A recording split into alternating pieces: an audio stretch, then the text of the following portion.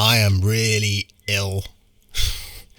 Have been able to get out of bed for about 3 hours a day last few days. So, like, I am gonna be way worse at this than I usually am, for which I apologise. I've watched a few more episodes of Doctor Who. I've finished the first series. It is good.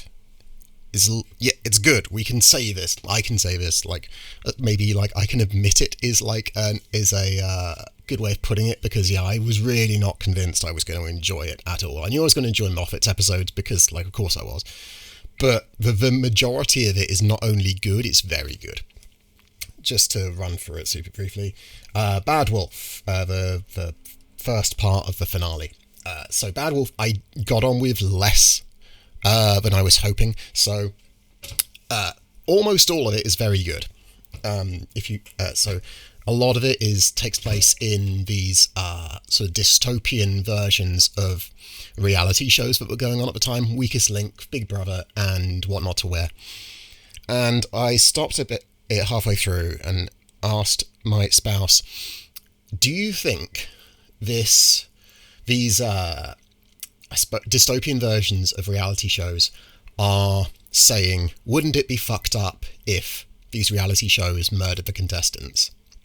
Or do you think the show's saying these reality shows are by their very nature cruel and we're exaggerating that to make that point?" And I'm still not entirely sure what the episode was saying. I think it was just saying, like, wouldn't it be fucked up if that's what these shows did?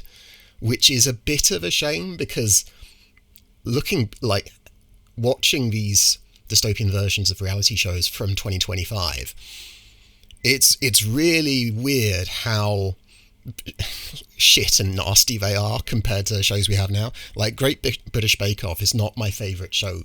I don't particularly like it. I've watched a few celebrity specials and that was okay. But, like, it has done a lot of good in terms of popularising much more cosy reality shows like this, or competition shows involving the general public. Because now we've got, like, Bake Off and Is It Cake, and there's a lot of shows like that which are about people engaging in these competitions nicely, as opposed to the fucking Weakest Link where it's really cutthroat and you've got Anne Robinson doing really bad put-downs in the middle. So that was cool. The story is good. It all makes sense. One thing fucked me off, though, which is... so I've had some comments, which is very nice. But one of them said Series 1, I was treating it unfairly, or I was sort of being simplistic in saying that it doesn't have a great overarching story, because the Doctor fucks off at the end of Series 1, Episode 7, The Long Game, and that causes the problems that develop into the game station, which is the version of Satellite 5 that we see in the finale. And your man was right. I had forgotten about that. I don't know who's the man. Your person was right. I had forgotten about that. And so, yeah, that came up in the first part of the finale. I was like, oh, okay, that's cool. That's like some really, like, meaty connective tissue between the episodes. That was cool. And the Doctor looked down on Earth before he knew about this and went, look at the Earth. You guys, you're being shit and human. Yeah. Which is a perfectly reasonable reaction. But then we find later that actually the Daleks have been manipulating Earth for hundreds of years, and so it wasn't actually the Doctor fucking off at the end of Long Game that caused the problems that resulted in the game station, which is just a really weird plot move. Like, no one made Russell include that, I assume. So they have this quite interesting comment on the Doctor's behaviour. Like, having the Doctor cause an actual problem, that's cool, that's neat, I like that a lot. And then they undo it. It's really weird.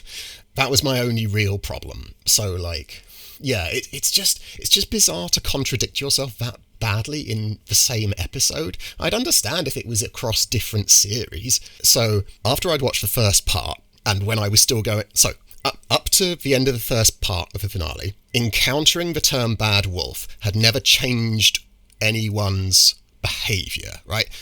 The Doctor and Rose would see Bad Wolf, and in Boomtown they go, that's weird, we keep seeing Bad Wolf.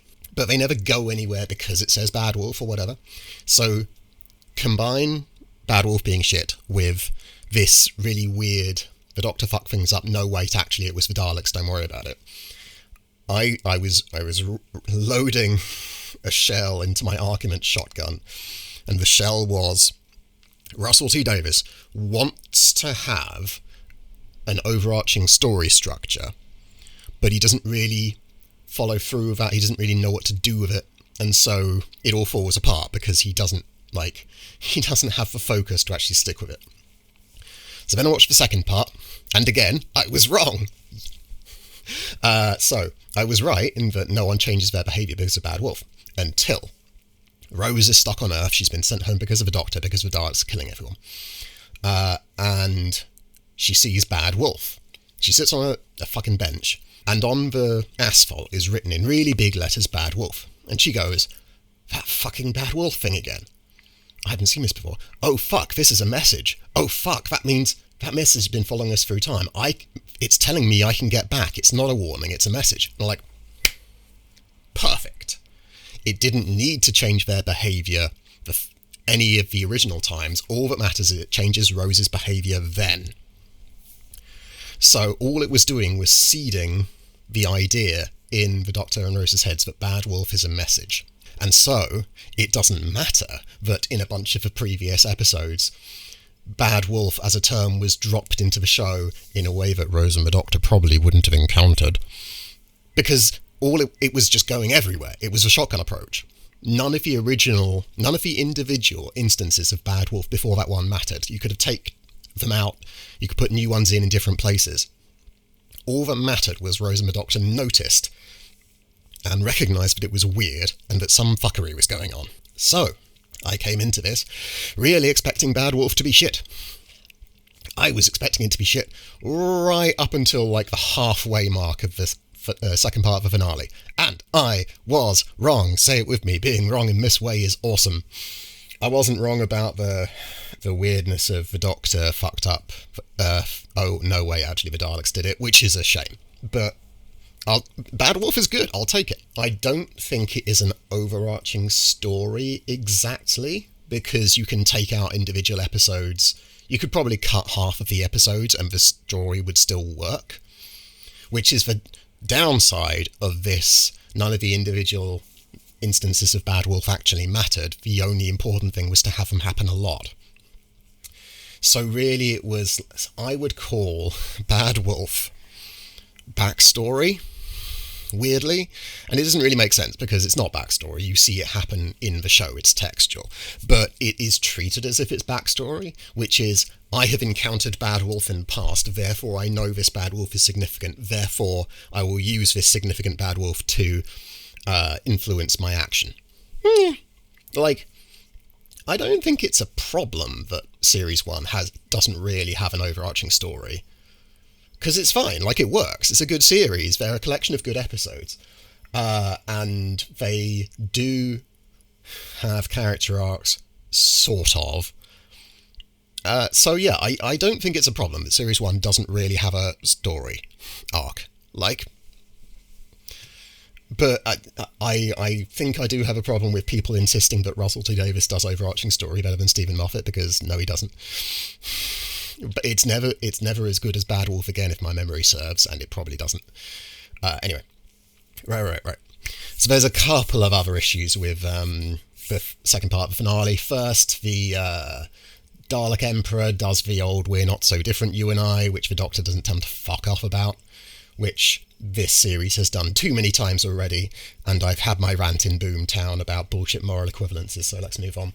The problem with the Doctor going, oh, fuck, I fucked up Satellite 5 into the game station, is when he's doing his kind of, humans, you're so stupid, you're on Earth, like watching telly or whatever, you're watching murderous game shows, which is equivalent to watching executions in the Victorian era or watching gladiatorial combats in ancient Rome or whatever. You guys are pricks. Doing that, especially given it turns out it's the Daleks doing that, not the humans, having the Doctor react in that way is very textually similar to how he was behaving in the first few episodes when he was being, like, moody and trauma-informed. And so a lot of the episodes at the end of the series seem to have worked to undo a lot of the character growth the Doctor went on, like going back to bullying Mickey and having this be an initial response. Like, it's not terrible. It's all understandable and, like, you can totally justify it. I just found it a bit off-putting, and it made me go, I'm not sure this guy actually does have a particularly strong character arc. I think Rose's character arc is a bit better. I think Jackie's is really good. A thing I forgot to mention during my World War III bit is Jackie's character does some really amazing things. When I did my initial Doctor Who project with Eleanor, Eleanor really wanted, in Moffat's era, the companions to have a family back home. And Eleanor was wrong about that. What she meant, I can confidently speak for a woman's opinion. I know better than she does what her opinion is. What Eleanor wanted was Jackie. So when the Doctor drops Rose back at home during Aliens of London, he thinks, oh, she's been gone 12 hours. It turns out it's 12 months, it's been a year. And Jackie is just... The woman who plays Jackie puts in such an amazing performance, and Russell writes it so well. Like, so Rose can't tell Jackie where she's been, obviously, and they have this really amazing scene where Jackie is just sort of crying over Rose and saying the thing that really, like, freaks me the fuck out is that Rose, you still won't tell me what's happened. Like, what could be so bad that you won't tell me? And I watched that as a 21-year-old or whatever. I thought it was a good scene. I watch it now, having had a subsequent 20 years of, like, intersectional feminist education, thanks to a lot of very smart people, thank you very much, and go, oh no, there are a few things that Jackie's thinking could have happened to Rose, and they're all really bad. It's very good. And yeah, Jackie just continues to be excellent throughout the series. Jackie's fucking astonishing. Jackie's possibly the best character in the show, like in series 1. Yeah, I think I would be I'm confident in saying Jackie's the best character. Not even my favourite character. Like, Jackie brings so much to the scene she's in. Anyway, so there's a bullshit moral equivalence between the Dalek Emperor and the Doctor. So the other thing is, the Doctor has this delta wave device which is going to wipe out the Daleks and everyone on Earth, and he decides to not press the button. And I, having spent quite so much time complaining about Boomtown with its bullshit morals, I feel surprisingly conflicted on this. So if we look at it from the greatest good for the greatest number people utilitarian perspective, he should definitely press the button, because the Daleks will then go on to wipe out all life in the galaxy or whatever. But there is a real difference between, if I press this button, everyone on the planet dies, and you can't necessarily, like, think beyond that. I don't know. I've never been in that sort of situation. It's a whole thing. You can't just, when you get to a certain point, trolley problems like that kind of fall apart because the problem's too massive. So I don't mind that the Doctor chose to not wipe out everyone on Earth at the expense of not wiping out the Daleks, and then he got Deus Ex Machina out of it. What I think is an odd choice was the Daleks bombing Earth, like, in the run-up to that. And we see on the map of the Earth, the bombing fundamentally changes the, like, structure of continents. And so we go, well, like, it sure seems like the vast majority of humans are dead now. It's less of a dilemma. Yeah, there are a few other things. I talked about the Daleks not being scary. In the finale, they definitely are. Individual Daleks running around zapping people? Not necessarily, but, like, the Daleks are... The Doctor's on floor 500, which is where his delta wave is, and they've put a shield up, and so the Daleks have to enter at floor 494 and they move up. And there's a last-ditch effort for resistance. The humans are shooting, the humans are dying. It's not bad. It's fairly well-trodden ground with, like, this sort of... It's a sort of zombie film thing where, you know, the defenders get picked off. It's sort of horror film influenced. The cool shit happens when the Daleks suddenly go down to where there's a bunch of like unarmed civilians sheltering because they thought it would be safer. And the unarmed civilians, there's just a whole crowd of them. They all get wiped out. We hear them die. It's like, oh, that's fucked up. I like that it's included. I've complained about Russell T Davis's politics in this series, and this is good because it's very much like, yes, you have to fight fascism because when the fascists come, they are coming for all of us. Like, they won't leave the cowering civilians alive. That's not what they do. They want to murder everyone.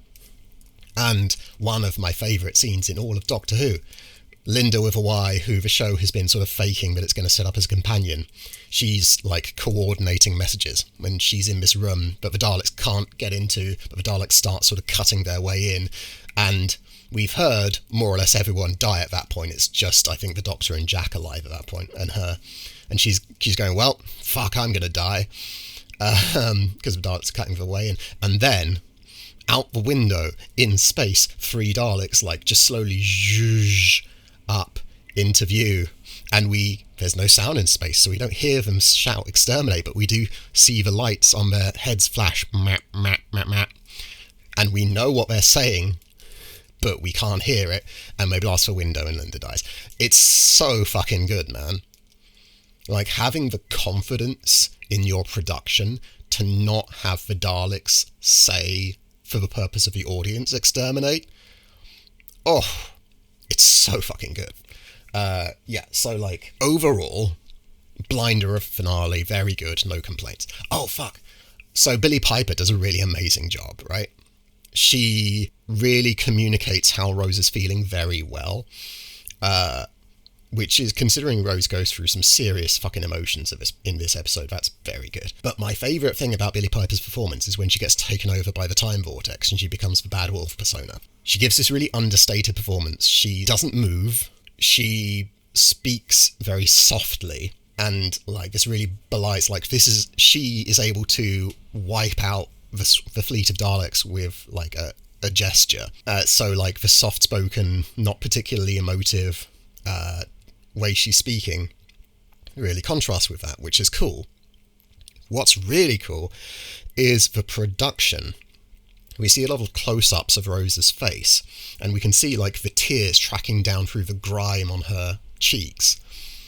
They've really convincingly made Rose / Bad Wolf look like she is going through hell, and they don't over-egg it. It's subtle. It's fucking amazing. It's so good.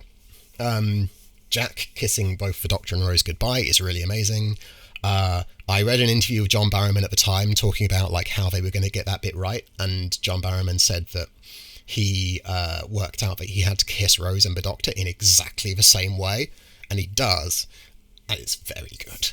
I really liked that in the humans who were defending the game station against the Daleks, there were just a mix of men and women, mix of races, and it was never commented upon. Like, they were all civilians, there were some security guards, but like none of them were soldiers.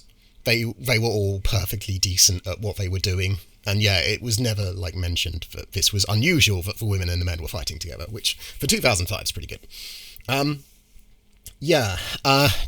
Bad Wolf is a bit of a Deus Ex Machina, which I'm not like wild about, but it's okay. I think it's less bad than in Bad Wolf. I think Deus Ex Machinas are generally bad because they come out of nowhere, and they're sort of the author cheating. It's like, oh, there's this really bad situation, how am I going to get out of it? Let me pull this thing out of the bag. Surprise, we're doing this now. And Bad Wolf is that. I don't mind it, and I'm sort of interested as to why I don't mind it. I think possibly because everything else works, whereas the Deus Ex Machina in Bad Wolf is like, no, Boomtown. The Deus Ex Machina in Boomtown is just Russell pulling shit out of a bag to solve an artificial situation that he created. An artificially restricted situation that he created is a better way of putting it. And like, I was really not in the... I was really out of... I was really like disengaged with the episode because of its fucking terrible politics. So the Deus Ex Machina and that got me a lot. Deus Ex Machina I would put probably next to shitty visual effects, which are by themselves, they probably don't ruin the thing. Deus Ex Machina has much more of a potential to ruin the thing, in my opinion. But if everything else is good, then fine, whatever. The Deus Ex Machina becomes a problem for Russ because he keeps using them. So, I have a few things that I forgot to mention from Series 1, which I will go through super quick. One is that the show fucking hates Mickey, and I don't like it. There is in Aliens of London, when Rose has been gone for a year, we find out that Jackie has turned the entire estate against Mickey. An entire estate of, as I think most of the people we see are white, turning on a black man in 2005. That's not great. Yeah, I don't like it. The way the show treats Mickey is pretty fucking mean, to be honest. Like, and I don't think he particularly does anything to deserve it. Yeah. Noel Clarke does a really good job, though. There is far too much of, like, random characters assuming the Doctor and Rose are a couple. It's very hetero, which I'm not a fan of. Like, it's very, that one has an innie, that one has an outie. Therefore, they must be putting those innies and outies together. They must be tessellating their genitals. Otherwise, why would a man and a woman be travelling together? It's inconceivable that they just be friends or whatever. I don't like that. So I thought I'd do a tier list super quick. I'm not going to do the thing that YouTubers do and just spend ages talking about decisions, but I wanted to run through them because it's interesting, and I've carried on into Series 2 now, so here we go. Okay, Rose, so yeah, okay, we're going through the things super quick. So just, super quick, for Boomtown Hole, I had a quite nice comment from someone going, Boomtown is a perfectly well done episode. It's ridiculous to say that it's possibly the worst that Doctor Who's ever done. They've done so much worse. And that is true. But my thought on why Boomtown might be the worst episode is because I think it makes the world worse by existing, whereas a bad episode of Doctor Who is just a bad episode of Doctor Who. It doesn't necessarily matter. So that is for, like, very special cases. Terrible and the others are fairly obvious. So we learn a lot from where I put the initial ones. So I will put Rose in OK. OK is my lowest, like, I would recommend to someone who isn't necessarily a fan. It's like, yeah, it's okay. You can watch that, sure. And I put End of the World there as well. End of the World sort of drifts between those, but let's be nice and call it okay.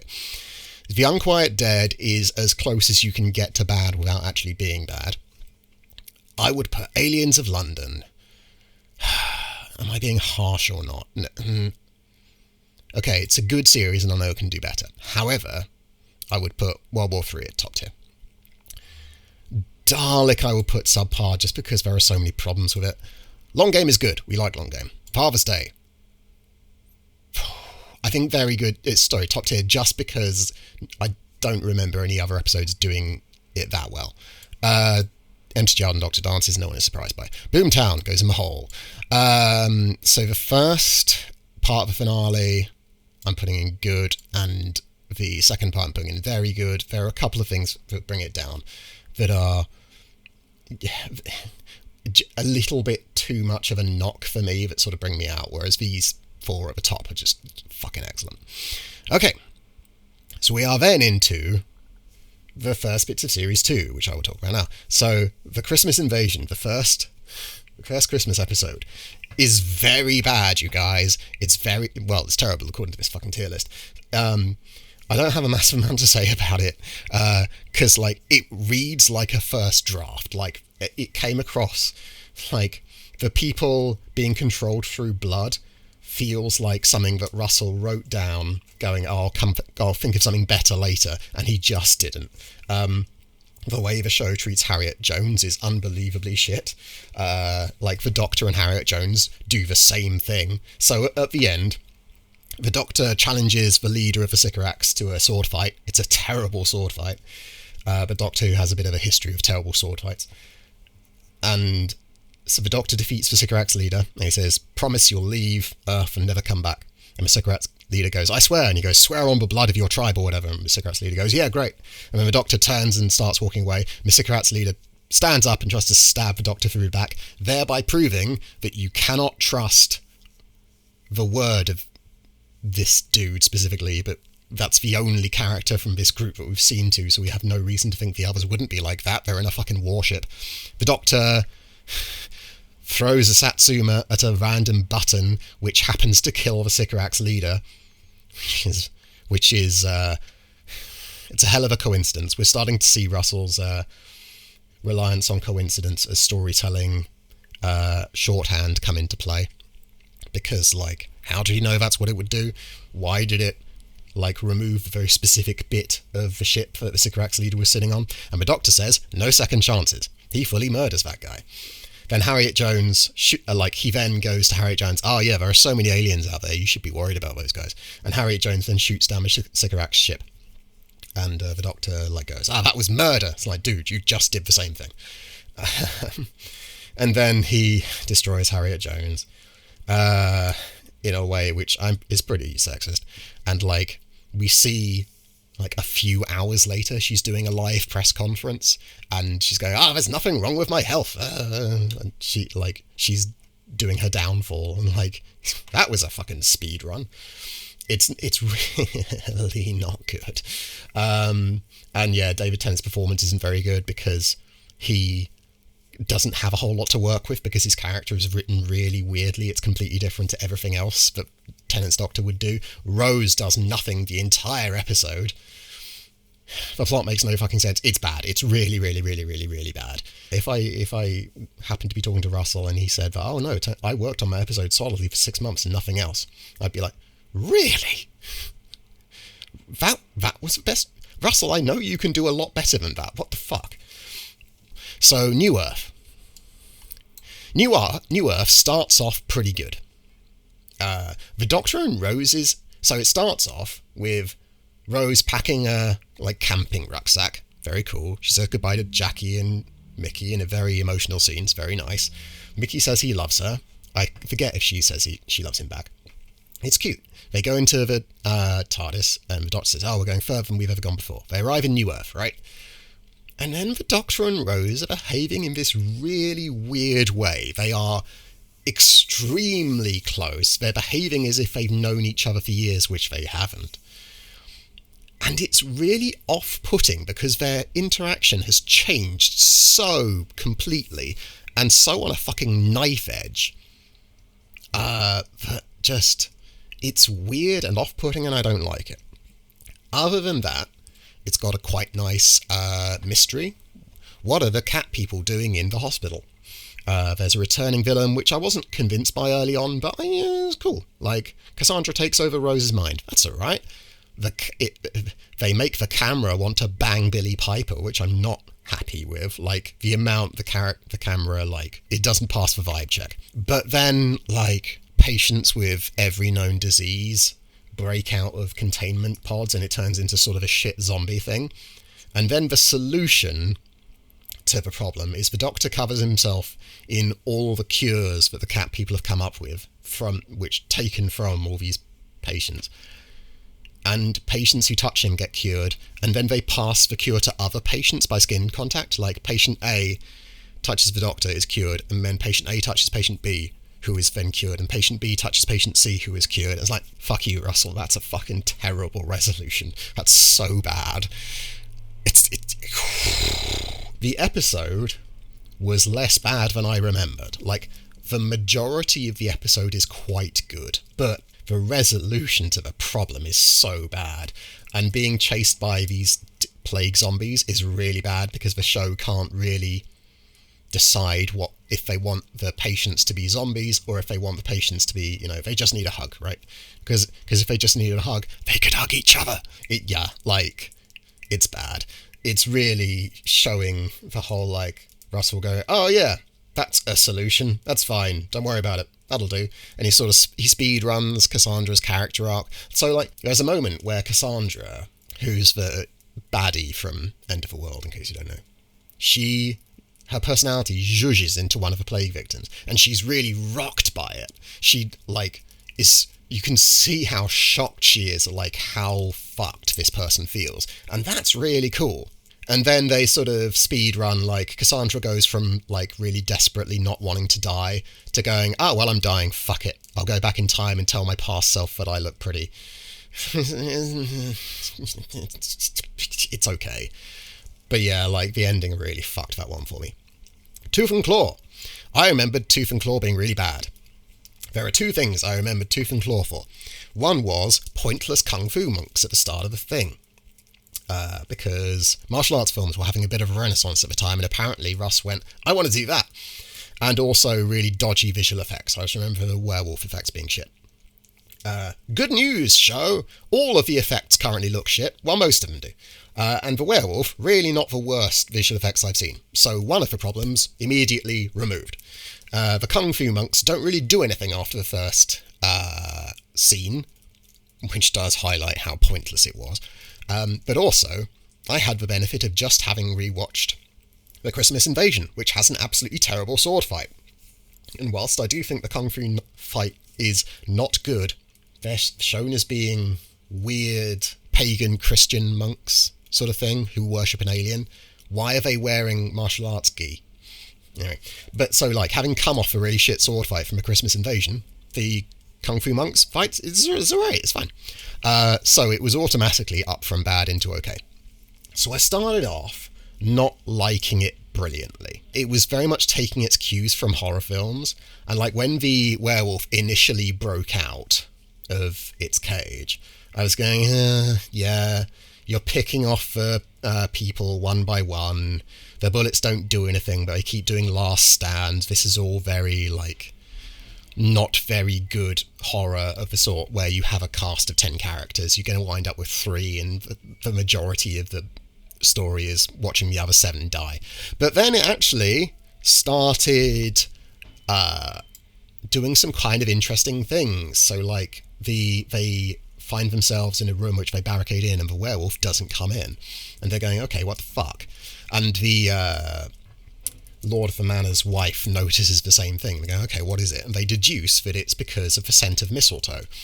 And I like this. They go, okay, is the werewolf allergic to mistletoe? And the doctor goes, maybe.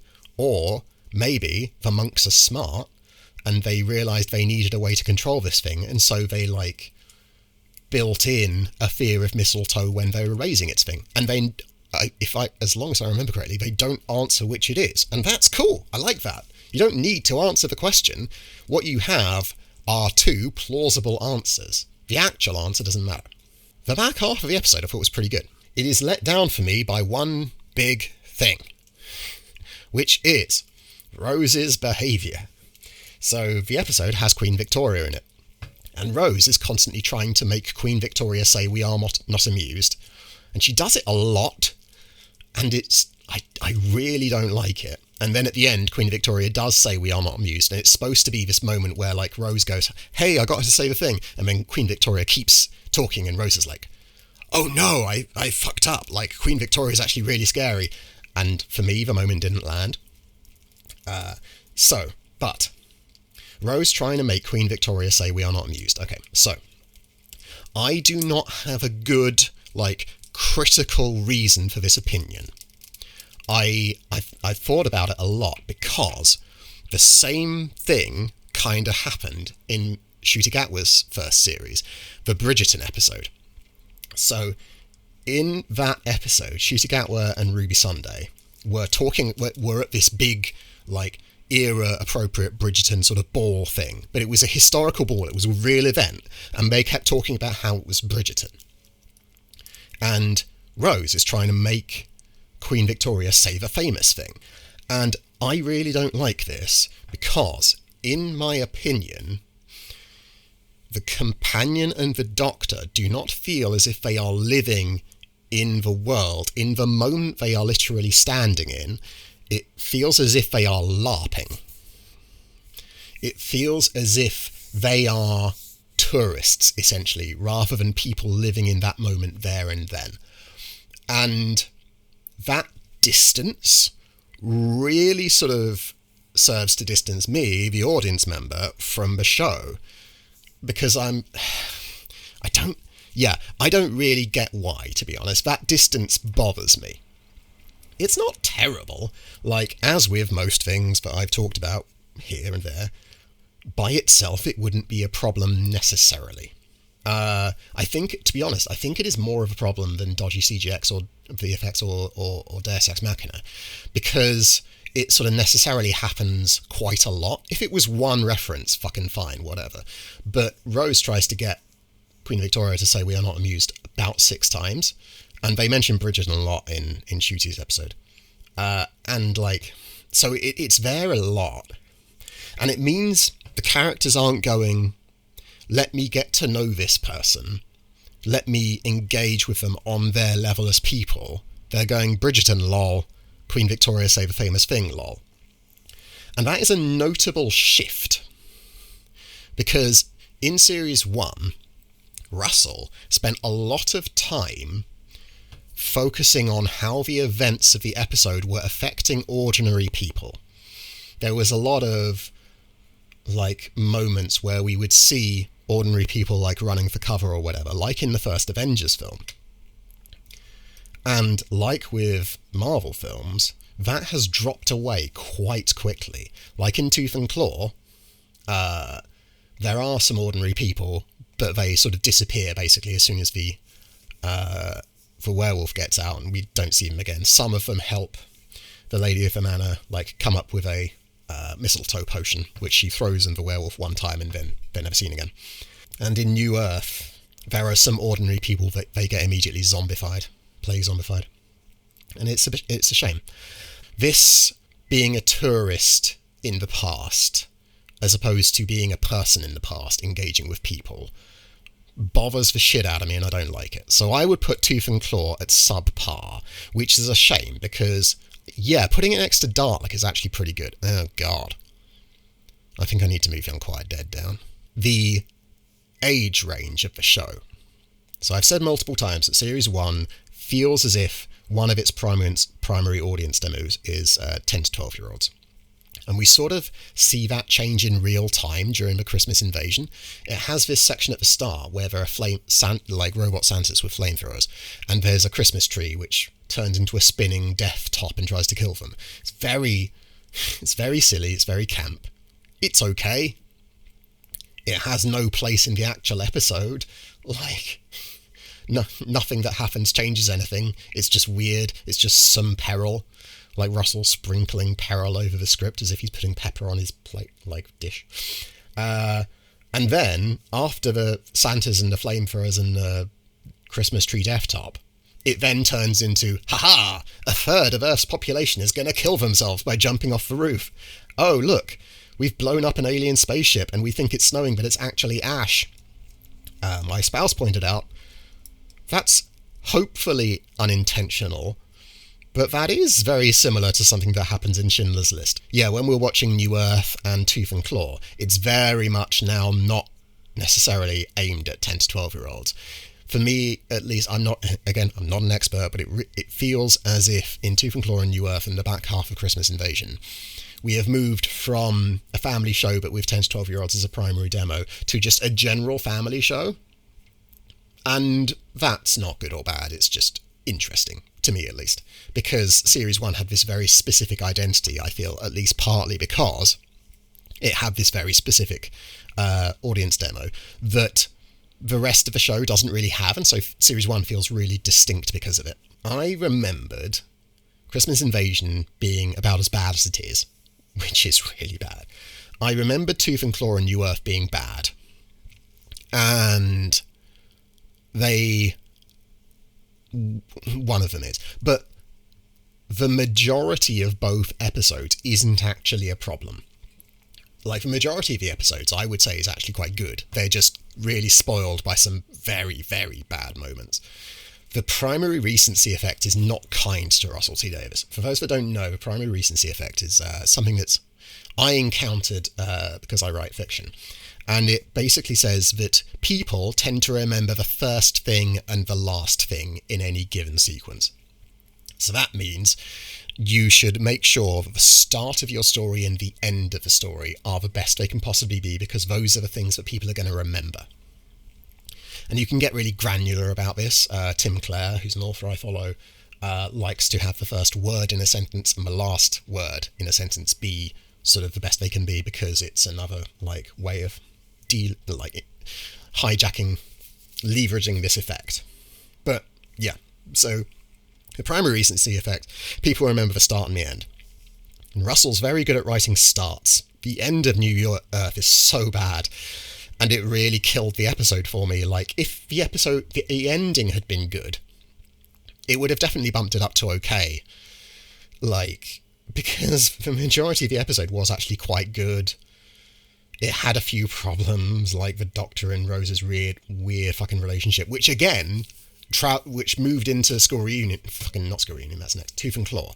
They still had that same uncanny, where has all this come from? This didn't, like, slowly develop what's going on thing. Anyway, I'm gonna carry on. My spouse sort of, after we watched New Earth, my spouse went, let's just watch Tooth and Claw now, so that we have School Reunion to look forward to. Because School Reunion and Girl in the Fireplace, I remember as being good, as does my spouse. So, like, we've got some good shit to look forward to. I'm going to carry on, we'll see how far I get. But yes, I'm having a good time with this. I've been getting some comments. The comments are nice. People seem to be engaging with this in a way that makes sense to me. I had one person... Moffat can do really amazing setups, but his conclusion is always the character is a cosmic god, because Moffat was VAO. This whole... yeah. Moffat's conclusion is always that the character is a cosmic god. And I did some chatting about this, and like, I asked him for examples, and I don't know, to him, I asked him for examples, and like, we had some back and forth, and like, we stopped having a conversation because it was very clear we weren't going to agree, but also like, yeah, stuff. Internet discourse is hard, but like, his comment, their comment really, like, highlighted to me how shit the dialogue about Stephen Moffat's Doctor Who is, because this statement, his conclusion is always that the character is a cosmic god. Let's leave out the word always, because that's just hyperbole. Moffat can do amazing setups, but his conclusion is often that the character is a cosmic god. That is so, like, comically untrue. It's just... It's very, very, very, very, very not true. It's very, like, I might be completely off, but this person sure seems like someone who heard someone say that on the internet, and it's, like, smart, quippy, and wrong, to quote the alt-right playbook, and so he just repeats it, like, whether or not it makes sense. Because, like, I did a super quick, fucking list of other, list of Moffat's, fucking... solutions. 11th hour, the Doctor programs a virus that leads the Atraxi to Prisoner Zero. Beast Below, Amy realises what the Space Whale's motivation is and frees it. Forest of the Dead, the Doctor lures the Angel into a vulnerable position and they fall into the void because the ship collapses. Like, none of it's cosmic godhood. And we can say that the ending of the Pandorica opens Big Bang. We can say those two is the Doctor becoming cosmic god if it pleases you. I disagree, because, like, your man comes out of it not being a god, right? Like, he's the same guy who comes out of it.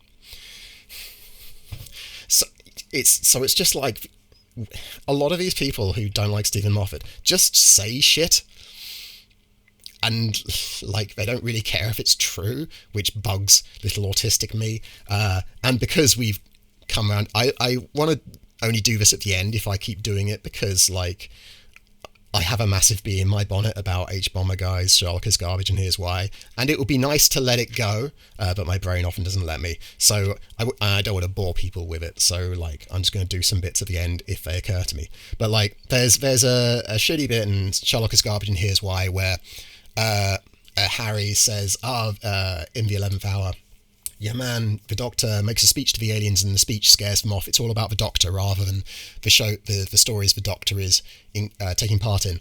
And that is incorrect in the 11th hour. The Doctor wins by making a virus, which leads the Atraxi to Prisoner Zero. But that exact same sort of scene happens in the Christmas Invasion. And if it's, like, terrible enough that it ruins the 11th hour, you'd really expect H-Bomber Guy to also have a go at the Christmas Invasion, but he doesn't, because it doesn't let him, like, live out his fucking... I hate Stephen Moffat, and I've made a weirdly large part of my personality about it. Because, yeah, in The Christmas Invasion, like, Doctor does a big speech telling them to leave and never come back, and they do. That's it. Okay, I'm done. Okay, I can stop recording now. I can go back to bed. Fuck me. Anyway, I apologise for this probably being my worst video in this little set of things. I'll try and edit it down. Okay, I'm going back to bed. Thanks, bye.